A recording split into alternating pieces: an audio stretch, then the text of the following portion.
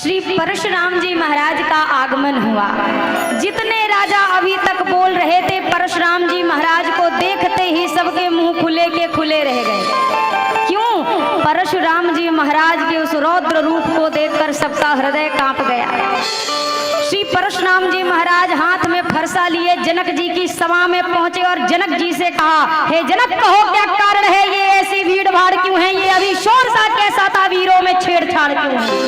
ओ मिथिलापति, अब ये बतला, ये धनुआ किसने तोड़ा है, किसने इस भरे स्वयंवर में सीता से नाता छोड़ा है?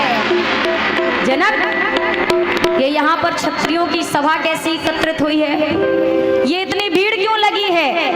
अभी वार्ता कर ही रहे थे, तब तक परशुराम जी की निगाह पड़ गई टूटे हुए शिव जी के धनुष पर। अब तो क्रोध श्री परशुराम जी महाराज का नेत्र लाल हो उठे। जितने अभिमानी राजा बैठे हैं, ये मन ही मन एक दूसरे को कहने लगे, अब मजा आएगा। क्यों? हमने तो धनुषवा तोड़ा नहीं है, तो जिसने तोड़ा है अब परशुराम जी उसकी खबर। अच्छा, ये इतने बड़े अभिमानी हैं, इतना होने के बाद भी एक दूसरे से कहते हैं, तुमको क्या लगता है जी, हमसे धनुष नहीं उठता? ये छोटका उठा ले गया तो क्या हम नहीं उठा पाते? अरे हमने जान के नहीं उठाया, हमको पता था बाबा जी आएंगे, हमको शादी ब्याह में भैया ये झंझट नहीं अच्छा लगता, तो हमने जान के नहीं उठाया। और भीतरी सी कहते हैं, हे ब्रह्मा जी बचा लिए, नहीं तो आज बाबा जी प्राण पखेरु उड़ा देते। मन ही मन ये खुश हैं, अच्छा हुआ जो हमसे नहीं टूटा, अब जिससे टूटा है उसकी तो खबर आज लगेगी, अब ये नहीं बचने वाला। जनक जी से परशुराम जी ने कहा है, जल्दी बताओ जनक, इस धनुष का खंडन किसने किया है? अब ये राजा सोच रहे हैं जनक जी जल्दी बताएं तो काम खत्म हो। तो जनक जी संकोच में अब दामाद जी का नाम कैसे लेवे, हाथ जोड़े खड़े। पिताजी को संकोच में देखा तो राम जी आकर कहते हैं, प्रभु नाथ शंभु धनु भंजनिहारा,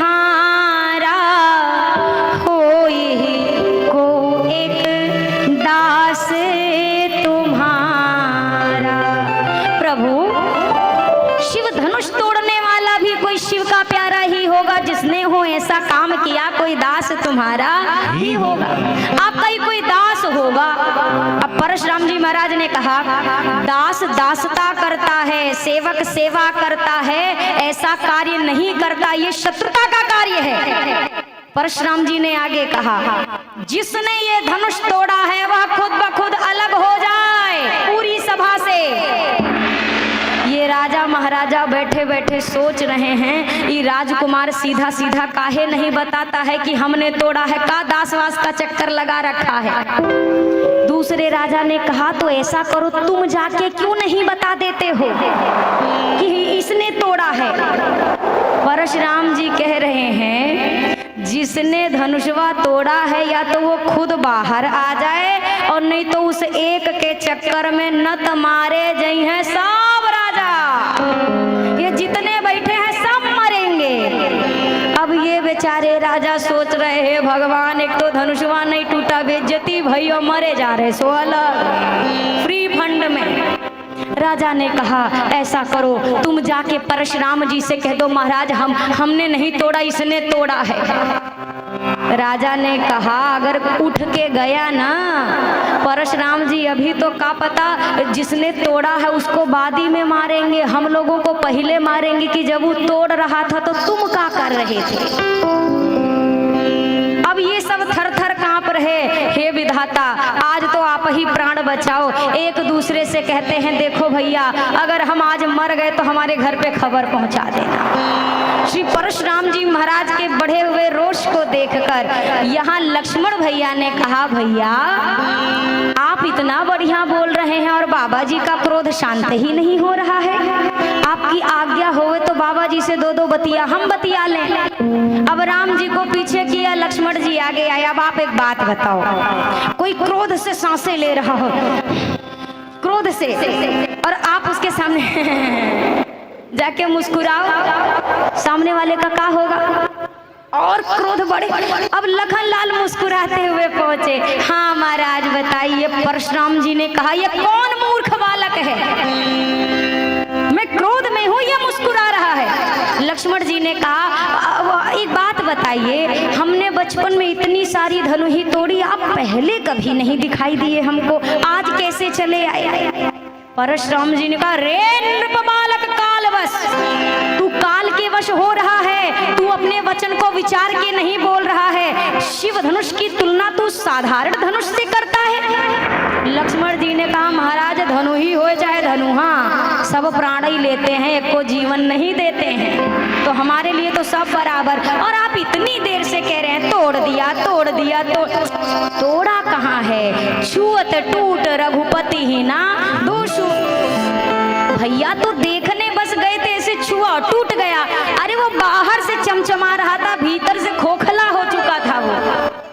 इतनी समस्या है तो बढ़िया एक कारीगर बुलाते हैं, जनक जी से कह के उसकी मरम्मत कराते हैं, आप लाद के अपने आश्रम में ले जाओ, क्रोध मत करो महाराज।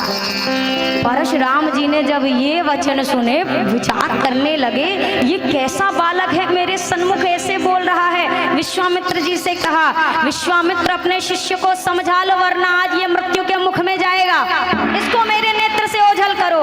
लक्ष्मण जी ने पीछे से कहा, महाराज आंखें मूंद लो, हम वैसो नहीं दिखाई पड़ेंगे। इधर क्रोध कोई शांत करता है, कभी राघव जी, कभी विश्वामित्र जी, और पीछे से लक्ष्मण जी एक वाक्य बोल देते हैं, क्रोध फिर भड़क जाता है। परशुराम जी ने कहा, लगता है तूने मेरे बारे में सुना नहीं है। लक्ष्मण लाल ने कहा, सरकार जब से आप आए हो तब से आपने अपने सिवा कोनो बतिया कर भी नहीं की है, खुद ही की तो बड़ाई आप तब से कर रहे हो। पहला ऐसा वीर देखा जो अपने मुख से अपना बखान कर रहा है। परशुराम जी कह रहे हैं, आज ये मेरा फरसा इसके गले पर क्यों नहीं चलता है? परशुराम जी ने जब ये वाक्य कहे, लखनलाल कहते हैं, कहे कि फरसवा को भी पता है कि ये शेष हैं और शेष कभी कटता नहीं है। राम जी ने आकर कहा, देखो प्रभु, मेरा अपराध उतना बड़ा नहीं है जितना बड़ा आपका क्रोध हो गया है। अगर आपको लगता है मैंने कुछ अनुचित किया, आपके हाथ में अस्त्र है, आपके सन्मुख मेरा शीश है, आप तो विप्र हैं, सर्व प्रकार से हमारे पूजनीय हैं, श्रेष्ठ हैं।